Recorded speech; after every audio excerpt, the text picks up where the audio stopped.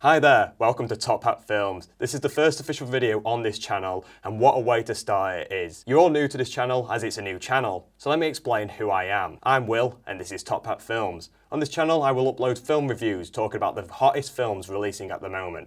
I'll also do countdown videos, giving my opinion on the top 10 films in certain categories, like Christmas for example. I appreciate you all clicking on and watching, but let's get right into this review. I should start the video by mentioning there is spoilers in this video, so please be cautious from this point onwards. I have warned you.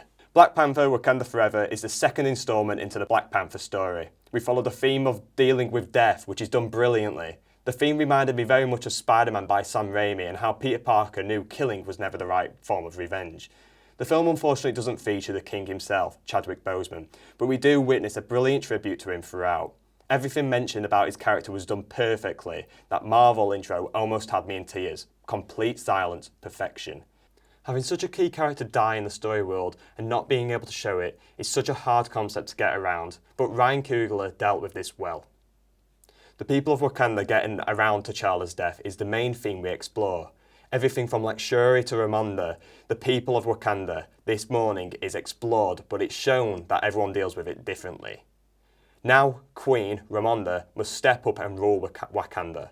A lot of pressure for someone who's just lost their son. Wakanda without a Black Panther to protect them is a struggle. The world finding out about vibranium is what makes everyone hungry for that kind of power. And Wakanda now knows the danger of it, so keeping that source safe and away from the others is key. We explore that France attacked a Wakandan boat for vibranium on board the ship, which caused Queen Ramonda to plea for this material, that it's dangerous and if it's open to the world, it might cause issues. We know how crucial this material is, as it made Captain America's shield, the Winter Soldier's arm, and then a lot of comic book characters use this material, like Doctor Doom for his metal suit. So we know how important this material is, and we know how it needs to be protected from the rest of the world. The introduction to Namor and his army was interesting. A group of scientists discover vibranium in the bottom of an ocean using special machine which found it. More on that later. But the gathering of this vibranium is interrupted by this army, killing everyone on board by singing, which lures them into the ocean, dropping dead. This scene was interesting. Not only did we first see Namor and his powers, but it leads the question that isn't answered. What happened to that vibranium?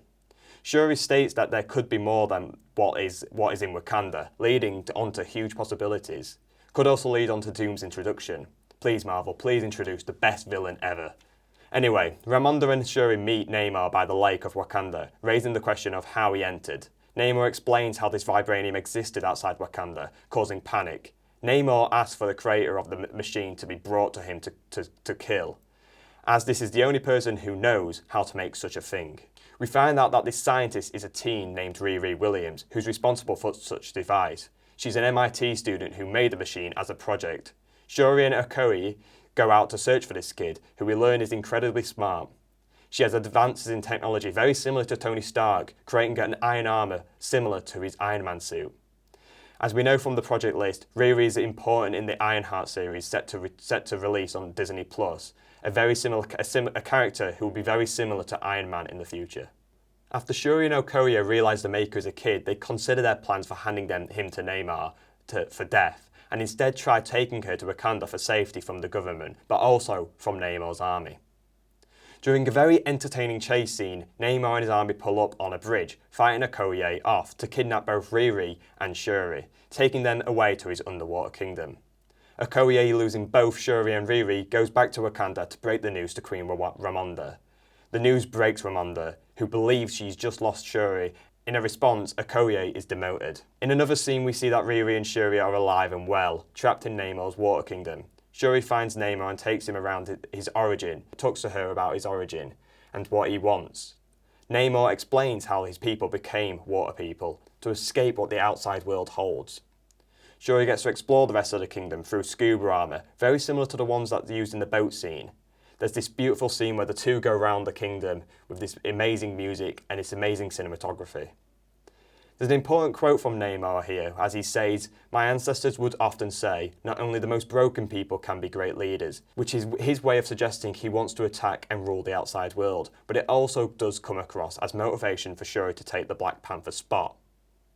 Meanwhile, Queen Ramonda travels to Haiti to visit Nakia, who left Wakanda years ago. Ramonda explains that she's needed to help find Shuri.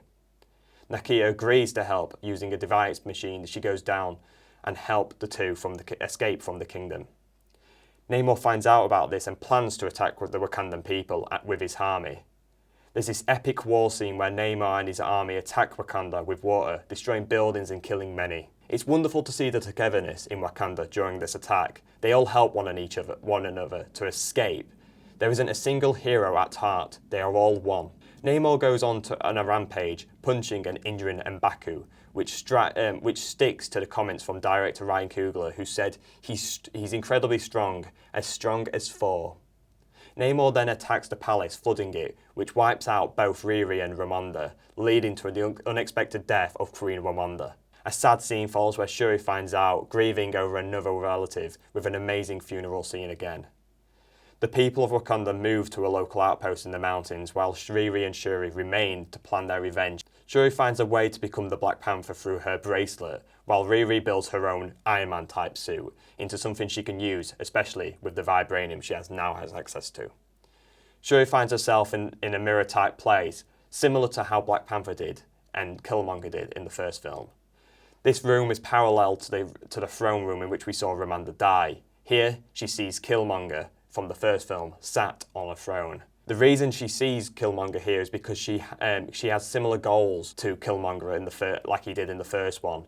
She even mentioned that she wanted to burn the world down. We then see Shuri in the Black Panther suit for the first time, where she descends into a meeting in the new settlement of Wakanda.